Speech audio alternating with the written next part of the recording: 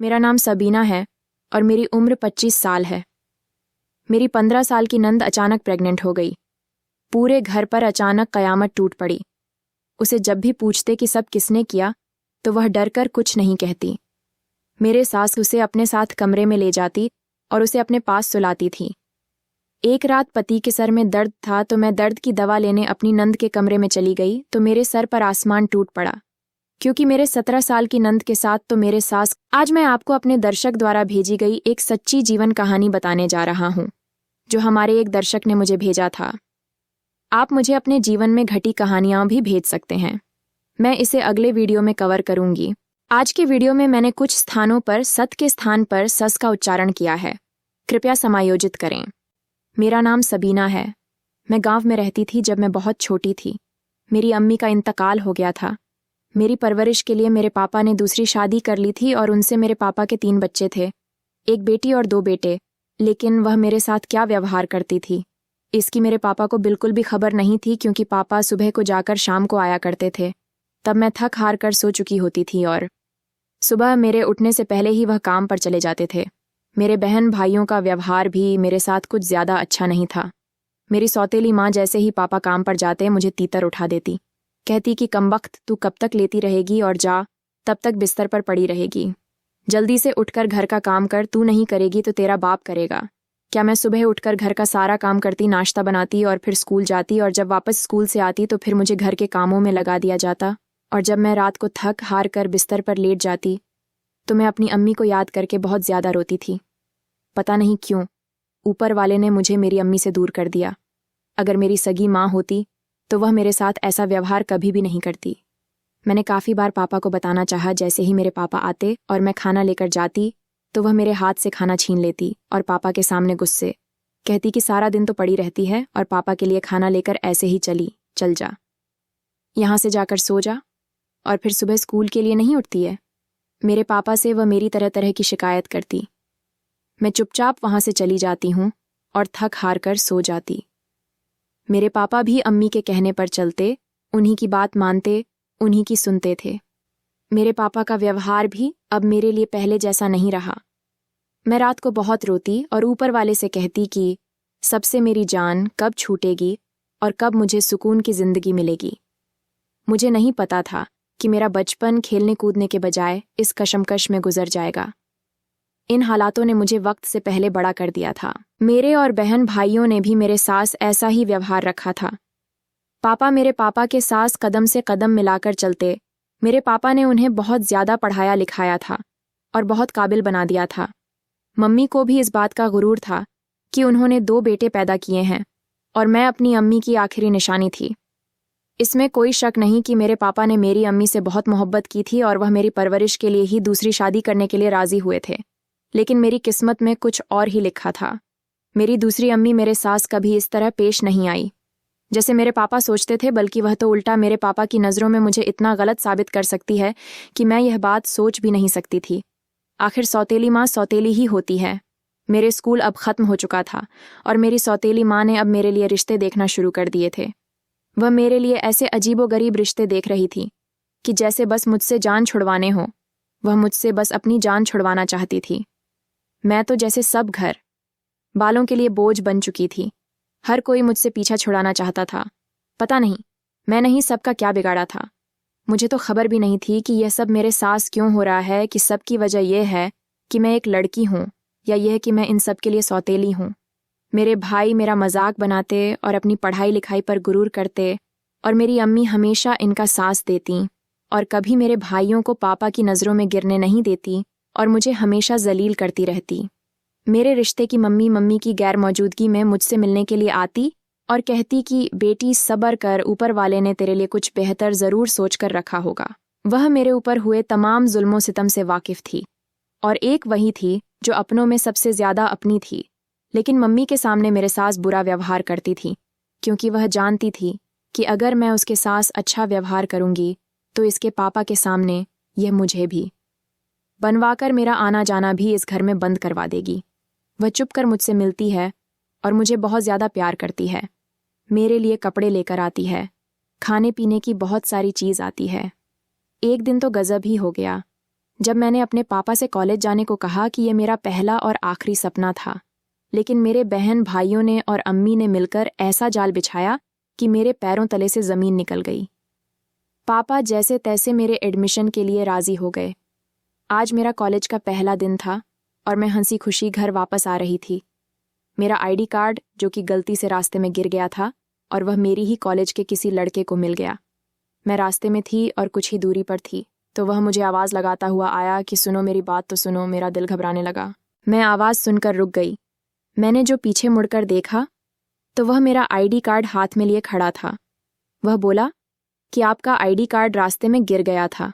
मैंने सोचा कि आपको देता हुआ निकल जाता हूँ। बस वह मुझे मेरा आईडी कार्ड देकर चला गया। मैं जब घर लौट कर आई थी तो मेरी आंखें फटी की फटी रह गईं। पापा, मम्मी और मेरे दोनों भाई सामने खड़े थे और वह मुझे ऐसे घूर रहे थे जैसे मुझे जान से मार देंगे। इतना गुस्सा इन सबकी आंखों में नजर आ रहा था। मैंने डरते हुए पूछा, क्या हुआ मम्मी?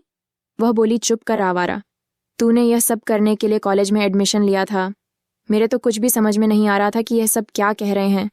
इतनी देर में मेरे पापा ने गुस्से में मेरे मुंह पर छांटा मार दिया। मैं रोती हुई बोली कि क्या हुआ है, आखिर मेरा कसूर क्या है, मैंने करा क्या है, आखिर मैंने ऐसा क्या कर दिया। पापा गुस्से में बोले कि आखिर तू अगर लड़की के साथ भी सड़क पर क्या कर रही थी। मैंने अपने भाई क्योंकि तरफ देखा। वह बोले कि हमने तुम्हें खुद सैर सपाटे करते हुए देखा है। इस लड़के के साथ एक भाई बोला कि मैं इस बदतमीज की जान ले लूंगा और गुस्से से मेरे आगे आने लगा और उसने अपने मोबाइल में मेरी और उस लड़के की फोटो क्लिक कर ली, आईडी कार्ड लेते हुए, और धोखे से पापा की नज़रों में मुझे गलत साबित कर दिया। मैं रोती रही, चिल्लाती रही, लेकिन मेरी किसी ने एक नहीं सुनी और झूठे इल्ज़ाम मेरी मम्मी ने मुझ पर लगा दिए। वह मेरे पापा से कहने लगी कि मैं कहती थी ना फैसल, ये लड़की तुम्हें कहीं का नहीं छोड़ेगी। इस लड़की ने पूरे मोहल्ले में हमें बदनाम कर दिया। क्या ज़रूरत है इसे इतना ज़्यादा पढ़ाने लिखाने की? जल्दी से कोई भी रिश्ता देखकर इसकी शादी कर दो। वह बोले कि इससे पहले कि हमारे मुंह पर काले होकर चली जाए, इसको इस घर से दूर कर दो। और पापा चीख कर बोले, जा चली जा, मेरी नज़रों से दूर दूर हो जा। मैं रोते हुए अपने कमरे में चली गई। मैं पूरी रात रोती रही। ऐसी भी क्या गलती है मेरी? मुझे किस गुनाह की सज़ा मिल रही है? मैं रोते रोते सो गई। सुबह मुझे मेरी वही मामी मिलने के लिए आई। मैंने उन्हें सारी बात बताई। वह मुझे समझाने लगी कि भरोसा रखो, ऊपर वाले पर सब्र कर, और मैं तेरे सास हूँ, मैं कोई ना कोई हल निकालती हूँ। ये कहकर वह चली गई। मेरे भाइयों ने मेरी पढ़ाई रोक दी थी। मुझे सारा दिन मेरी अम्मी ताने देती रहती थीं। मेरे पापा भी मेरे साथ सही व्यवहार नहीं करते थे। एक दिन मेरी वही मामी घर पर आए और मेरी मम्मी और पापा से मेरी बुराई करने लगी। फिर मेरी मम्मी और पापा को बातों में उलझाकर बोली कि मेरी नज़र में एक रिश्ता है, अगर आप इजाज़त देंगे तो मैं आगे बात चलाऊं। मेरी अम्मी एकदम बोली, हाँ हाँ, बात आगे चलाओ, देर किस बात की है, जल्दी से इसको इस घर से दफा करो। मेरे पापा गुस्से में थे। मेरे पापा बोले कि जैसा तुम लोगों को सही लगे वह करो, और तुम बस जल्दी से इसको यहाँ से रफा दफा करो। बोलकर चले गए। मेरे भाई बहन मेरा मजाक उड़ाने लगे और मैं रोती हुई अपने कमरे में चली गई। मेरी माँ में छुपकर मेरे पास आए और मेरे सर पर हाथ रखा और कहा कि फिक्र मत कर बैठी, मैं तेरे सास हूँ, मुझ पर भरोसा कर और इस रिश्ते के लिए राजी हो जा, यही तेरी किस्मत है। वही कहकर चली गई। मैं सारे रिश्तों से थकी हुई थी और अपनी ज़िंदगी से बहुत परेशान हो गई थी। मेरे पास इस रिश्ते को हाँ करने के अलावा और कोई दूसरा रास्ता नहीं बचा था। मैं भी किस्मत के हाथों मजबूर हो गई और रिश्ते के लिए मान गई। अगर मम्मी पापा चाहते तो मेरी शादी बहुत धूमधाम से कर सकते थे। मैं उनके घर की बड़ी बेटी थी, लेकिन मेरी किस्मत तो जैसे मेरा सास ही छोड़ चुकी थी। पापा ने घर की भागदौड़, घर की सारी जिम्मेदारी और सारी चीज़ें मम्मी के हाथों पर छोड़ रखी थीं। तभी हमने लड़के के घर वालों को अपनी गरीबी के झूठे किस्से सुना कर सादगी से मेरी शादी के लिए राजी कर लिया। मैं चुपचाप सारा तमाशा देख रही थी और मैं कर भी कह सकती थी। अब तुम्हें तंग आकर जल्द से जल्द घर को छोड़ देना चाहती थी। हेड जल्दी में और सादगी से मेरी शादी करके मुझे रुखसत कर दिया गया और मेरे पापा और मेरे भाइयों ने लड़के की भी कोई मालूमात करना ज़रूरी नहीं समझा। उसकी कोई भी छानबीन नहीं करी, जैसे क्या करता है, कौन है, कैसे लोग हैं, वह मुझे कैसा रखेगा। ये सब तो बस अपने सर से मेरा बॉस उतारना चाहते थे, इसलिए कुछ नहीं। उन्होंने कोई भी छानबीन नहीं करी और बस मुझे भट्टी में झोंक दिया। और सच कहूँ तो मैं भी रुखसत होकर उनकी तरफ पलटकर देखने के लिए भी राजी नहीं थी। वह हर हाल में रुख सास होकर अपने ससुराल आई तो मैंने जैसे ही वहां पर कदम रखा तो मेरे होश उड़ गए। मैंने ज़िंदगी में कभी भी नहीं सोचा था कि मेरी किस्मत इस तरह मोल लेने वाली है कि मेरी ज़िंदगी में सब कुछ बस चाहेगा इतना आलीशान घर, नौकर छाकर, हर वह चीज़ जिसके बारे में मैंने कभी सोचा भी नहीं था। मेरा बहुत आलीशान तरीके से स्वागत हुआ। मेरे ससुराल में मेरे सास ससुर, मेरी छोटी नंद और 3 देवर थे। मैं घर में सबसे बड़ी बहू बनकर आई थी। मेरे ससुराल में सभी का व्यवहार बहुत ही ज़्यादा अच्छा था और ख़ास करके मेरे पति मेरा बहुत ज़्यादा ख्याल रखते थे। शादी की पहली रात उन्होंने मुझे बहुत समझाया कि तुम्हें परेशान होने की कोई ज़रूरत नहीं, मैं अब तुम्हारे सास हूँ, तुम घर में आराम से रहो, ये तुम्हारी जिम्मेदारी है कि तुम इस घर का मान कभी मत तोड़ना, इस घर के लोग बड़ी चाहत से तुम्हें घर में लेकर आए हैं। मैं बहुत ज़्यादा खुश थी और मैं ये सोच रही थी कि ऊपर वाले ने मुझे वह सारी खुशियाँ दे दी जिसका मैं बचपन से इंतज़ार कर रही थी। अब मैं अपने घर वालों की शक्ल तक नहीं देखना चाहती थी। मेरा वलीमा खूब धूमधाम से बहुत आलीशान तरीके से किया गया। मेरे घर वालों को भी दावत दी गई। मेरे पति ने मुझे समझाया कि कोई बात नहीं, वह लोग जैसे भी हैं तुम्हारे घर वाले हैं, उन्होंने जो भी किया वह उनकी गलती है और ऊपर वाले ने तुम्हें तुम्हारे सब्र का फल दे दिया। असल में मेरे पति मेरी मामी के सगे भांजे थे। मेरे सास हुए सब जुल्मों सितम के बारे में वह बहुत अच्छे से जानते थे। वह मेरे किसी भी रास्ते अनजान नहीं थे, वह सब कुछ जानते थे। जब मेरे घर वाले वलीमे पर आए तो उनकी आंखें फटी की फटी रह गईं। ये सब कैसे हुआ? हमने तो इसे लावारिस समझकर विदा कर दिया था और यहाँ तो जैसे ही किस्मत ही जाग गई हो। यहाँ तो सब मेरे आगे पीछे घूम रहे थे। मेरे देवर और नंद की भी भाभी भाभी करते हैं। जुबान नहीं थक रही थी और मेरे सास ससुर मुझे अपने खानदान वालों से मिलवा रहे थे। यहाँ पर सभी बहुत ही ज़्यादा अमीर थे। मेरे घर वाले कोने में खड़े ये सब कुछ देख रहे थे। मेरी अम्मी को तो ये सब देखकर जैसे आग लग रही थी। उनका बस नहीं चल रहा था, वह मेरी किस्मत का दिया मुझसे यहाँ पर भी छीन लेती हो। मेरे ससुराल वालों के कान भरने की कोशिश में यहाँ पर भी लगी रही थी, लेकिन किसी ने उन पर ध्यान नहीं दिया क्योंकि सब ऊपर वाले की रहमत से मुझे दिल से चाहते थे। दिन हंसी खुशी गुजर रहे थे। मैं सबसे ज़्यादा अपनी छोटी नंद, जिसकी उम्र 17 साल थी, निखत उससे बहुत ज़्यादा अटैच हो गई थी। वह मुझे अपनी बड़ी बहन जैसा समझने लगी थी और मैं भी उसे अपनी छोटी बहनों की तरह समझती थी। वह मुझसे अपनी हर बात शेयर किया करती थी। भाभी भाभी कहती थी, मेरे आगे पीछे ही पहनती रहती थी। वह घर में सबकी बहुत ज़्यादा लाडली थी। पता नहीं क्यों मुझे उसमें अपने बचपन नज़र आता था। उसकी आंखों में मुझे उदासी नज़र आती थी। ऐसा लगता था उसकी हंसी के पीछे कोई गहरा जख्म छुपा हो और फिर मैं उसे अपना बहन समझकर नज़रअंदाज कर देती थी। यूं ही दिन गुजरते रहे। एक दिन भी मुझे अपनी सास के सास ऐसा नहीं लगा कि जैसे वह मेरी माँ नहीं, मेरे सास हूँ। वह भी मेरे सास सगी माँ से भी ज़्यादा बहुत अच्छे तरीके से पेश आती। मुझे घर का कोई भी काम करने नहीं देती थी। नौकर चाकर काम में सास लगे रहते। मेरी नंद मेरे पास आकर बैठ जाती और मुझे कुछ कहने वाली ही होती, जैसे मुझे कुछ बताना चाहती हो, लेकिन फिर वह एकदम से डर जाती और मेरे सास फौरन वहाँ पर आ जाती और उसे गले से लगा लेती और कहती कि तुम तो बहुत कमज़ोर हो रही हो, चलो आराम करो।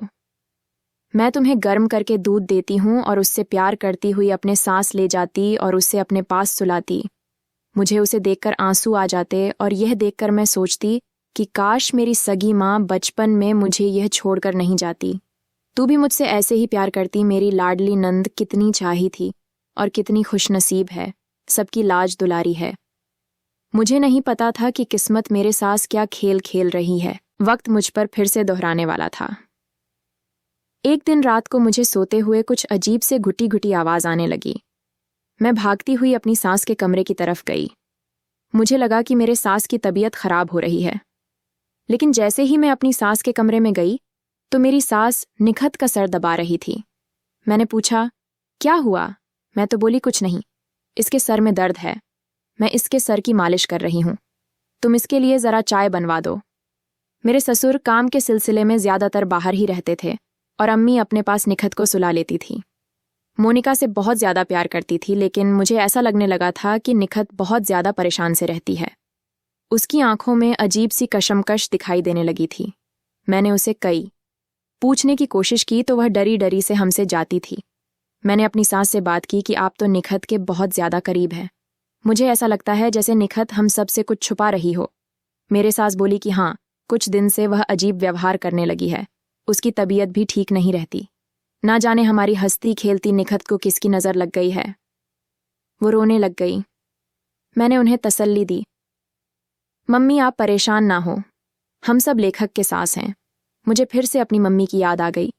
निखत के लिए इतना प्यार देखकर मेरी नंद परेशान थी, डरी सी खोई खोई थी, सहमी सहमी सी रहती थी और ऐसा लगता जैसे वह मुझे कुछ बताना चाहती है, लेकिन डर की वजह से वह बोल नहीं पा रही। एक दिन में भागती हुई मेरे पास आई और कहने लगी, भाभी भाभी। वह किसी खौफ में थी। मैंने उसका हाथ पकड़ा और वह चकराकर एकदम वहीं पर गिर गई और बेहोश हो गई। मैंने जोर से सबको आवाज़ लगाई। जमा हो गए, सब उसको अस्पताल लेकर पहुंचे। उसके सारे टेस्ट हुए और हम निखत को लेकर घर पर आ गए। 2 दिन बाद जब उसकी रिपोर्ट्स आईं तो सब बहुत ज़्यादा परेशान थे और सब घर पर ही थे। हम सब घर वालों पर तो जैसे कयामत टूट पड़ी जब पता चला कि मेरी 17 साल की नंद प्रेग्नेंट है। उसके चारों भाइयों की आंखों में जैसे खून उतर आया था। सबने निखत से हजारों सवाल कर डाले कि यह कब हुआ, कैसे हुआ, तुम कैसे इस खानदान की इज्जत को मिट्टी में मिला सकती हो। लेखक डर गई और खौफ में थी। वो नजरें चुरा रही थीं। मेरी तो कुछ भी समझ में नहीं आ रहा था कि मैं निखत का सास दूं या फिर घर वालों का, क्योंकि इतनी कम उम्र में ऐसा होना यह तो हैरत की बात थी, या तो कोई निखत का गुनाहगार है जो निखत की इज्जत के साथ खेल गया। मैं भी बहुत ज्यादा सदमे में थी, लेकिन जब भी मैं अपनी नंद को देखती तो मुझे उसकी आंखों में अपना बचपन नजर आता। मेरा ज़मीर भी कशमकश में घिरा हुआ था। सब लोग निखत के खिलाफ थे, लेकिन मेरी सास ने निखत का सास नहीं छोड़ा। वह पूरा दिन इसको अपने कमरे में रखती। मैं जब भी उससे मिलने जाती वह इसकी सदमे में लगी हुई होती। कमरे में से रोने की आवाज़ आती। लेकिन जब मेरे पति के मुंह से यह निकला कि हमने निखत को सगी बहनों से ज़्यादा प्यार किया और कभी उसे सौतेली नहीं समझा, मेरे तो होश ही उड़ गए। ये सब क्या हो रहा है? मैं भागी हुई अपनी मम्मी के पास गई, जिसने मेरा रिश्ता तय करवाया था। उन्होंने कहा, बेटी, मैं तुम्हें इस घर में इसीलिए ही लाई थी कि तुमसे बेहतर निखत को कोई और नहीं समझ सकता। अब तुम ही इसकी मदद कर सकती हो। तुम ही एक ऐसी इंसान हो जो इसका दर्द समझ सकती हो। मैं उनसे बात करके घर वापस आ गई और रात को छुपकर सास के कमरे में कैमरा का दिया, जिसमें हर रात होने वाले लेखक के सास मूवमेंट रिकॉर्ड होने लगे और मैं सही वक्त का इंतज़ार करने लगी जब मैं इस गुनाहगार का राज सबके सामने लेकर आऊंगी। और वक्त आ गया और आज मेरे ससुर भी घर में थे।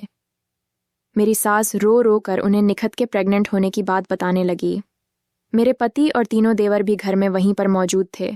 मैंने कहा, प्लीज़ आप लोग मेरी एक बार बात तो सुनो, उसके बाद आपने खत को जो चाहे सजा दे। मैंने सबको सारी सच्चाई बता दी, लेकिन मेरे पति मुझ पर हाथ उठाने लगे।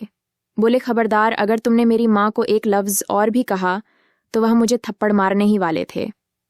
तभी निखत चीख पड़ी और मेरे पति का हाथ पकड़कर बोली, बस भाई, अब और नहीं, मेरा सब्र अब टूट चुका है। मैं आपको सच बताना चाहती हूँ। इतनी ही देर में वहां पर पुलिस आ गई और मेरी सास को गिरफ्तार करने लगी। सब हैरानगी से मेरी तरफ देखने लगे।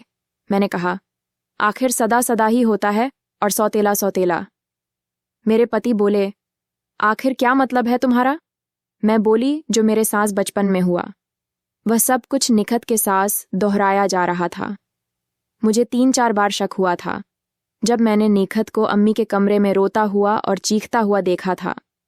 अमेरिका के बाल नोच नोच कर रात को उसे मारती थी और इसको डरा धमका कर रखती थी, क्योंकि पापा से इनके 4 बेटे हैं और निखत अम्मी की सौतेली बेटी है और पापा की जायदाद का ज़्यादातर हिस्सा निखत के नाम पर था। वह कैसे भी करके से शर्मिंदा करके इस घर से निकलवा देना चाहती थी, या फिर से पागल साबित करके पागल खाने भेज देना चाहती थी। और आप सब लोग सालों से इस बात से बेखबर थे, क्योंकि आपके सामने तो वह निखत पर बहुत ज़्यादा प्यार लुटा दी थी। लेकिन किस्मत का करना देखो, मुझे ऊपर वाले ने यहाँ पर इसीलिए भेजा। जो कुछ मेरे सास बचपन में हुआ वह किसी और लड़की के सास दोबारा ना हो। पहले तो निखत के सास अम्मी का प्यार भरा व्यवहार देखकर मुझे अपनी अम्मी की याद आती थी, लेकिन मुझे बहुत ज़्यादा अजीब सा लग रहा था। लेकिन आपने जिस दिन मुझसे कहा कि निखत आपकी सगी नहीं बल्कि सौतेली बहन है, तो मैं अपनी मम्मी के पास भागी और मामी, जो निखत की अम्मी और निखत के बारे में सब जानती थीं, वह सब कुछ मुझे बताने लगी कि कैसे निखत की अम्मी को निखत के पापा के सामने गलतफहमी का शिकार करके कैसे उसे घर से निकाला और पैसों के लालच में पूरी जिंदगी आप सबको धोखे में रखा।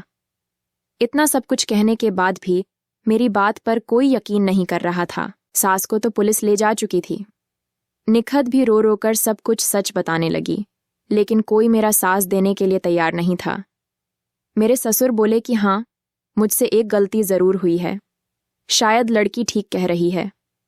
मेरे ससुर रोने लगे तो मैंने कहा, पापा बताएं आप सबको। तो पापा बोले, मैंने निखत की माँ से दूसरी शादी अपनी पहली बीवी की बातों में आकर की थी, और जब उसने अपनी सारी जायदाद और दौलत मेरे नाम कर दी तो मैंने उस पर झूठा इल्ज़ाम लगाकर उसे घर से निकाला था।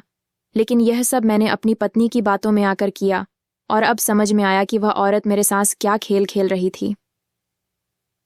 लेखक की माँ कुछ सालों बाद इस दुनिया से चली गई, लेकिन उसकी सारी दौलत निखत के नाम है।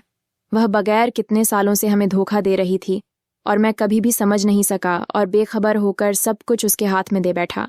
और मैंने खटीमा पर जो शक किया वह भी झूठा था।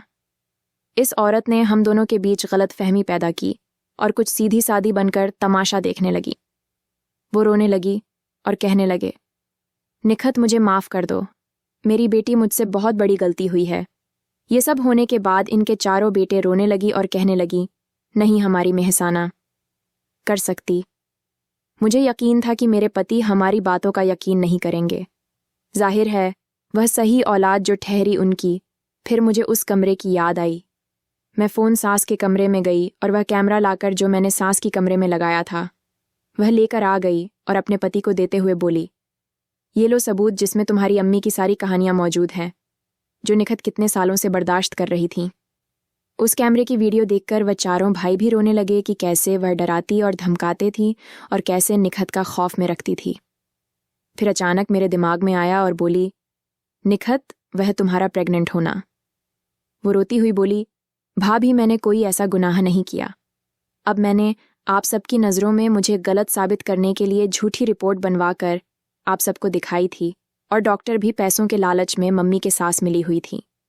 वह मुझे बेहोशी की दवाइयाँ देती रही और मेरी तबीयत दिन ब दिन बिगड़ती रही। चारों भाई निखत की नज़रों में बहुत ज़्यादा शर्मिंदा हुए और निखत से रो रो कर माफ़ी मांगने लगे कि यह सब उनकी अम्मी ने किया है। हमें इस बात की कभी खबर नहीं हुई और आज सच्चाई हमारे सामने आ ही गई। मम्मी को उनके किए की सज़ा ज़रूर मिलेगी। हम सब भाई निखत तुम्हारे सास हैं। तुम्हारे सास हुए जुल्म के और व्यक्ति के जिम्मेदार भी है। हो सके तो हमें माफ़ कर देना। तुम हम सबकी लाडली थी और आज भी हो और हमेशा रहोगी। हमने तुम्हें कभी भी सौतेला नहीं समझा। अम्मी को जेल हो चुकी थी। हम सब अपनी ज़िंदगी में खुशी खुशी रहने लगे। निखत को हमने पढ़ा लिखा कर एक अच्छे घर में शादी कर दी और मेरे ससुर ने भी अपने हिस्से की सारी दौलत और जायदाद लेखक के नाम कर दी थी। मैं अपने पति के साथ बहुत ज़्यादा खुश थी। ऊपर वाले ने हमें बेटी और बेटा दोनों से नवाजा था। मेरे तीनों छोटे देवरों की भी शादी हो गई, लेकिन काफ़ी समय बाद मेरे पापा मेरे घर पर आए और मुझसे माफ़ी मांगने लगे और मुझे बताया, एक हादसे में मेरी सौतेली माँ और तीनों भाई बहन की मौत हो गई और मेरी अम्मी अपनी आखिरी सांसें ले रही थीं और जाते जाते पापा को सारा सच बता गई। यह सब सुनकर मैं रोती हुई उनके गले से लग गई और मैंने उन सबको दिल से अपना लिया था। सर ऊपर वाले ने शायद उनको मेरे सास किए हुए जुल्म की इस तरह से सजा दी है। ये तो सच है कि शादी और सौतेली रिश्ते कहीं ना कहीं धोखे दे ही जाते हैं, लेकिन गलत का अंजाम हमेशा बुरा ही होता है। इंसान के किए हुए गुनाहों की सज़ा ऊपर वाला इसी दुनिया में दिखाई देता है। ऊपर वाले की लाठी जब पड़ती है तो इंसान कहीं का नहीं रहता। दोस्तों, मिस करती हूँ। आपको हमारी कहानी पसंद आई होगी। कहानी पसंद आई है तो वीडियो को लाइक करें।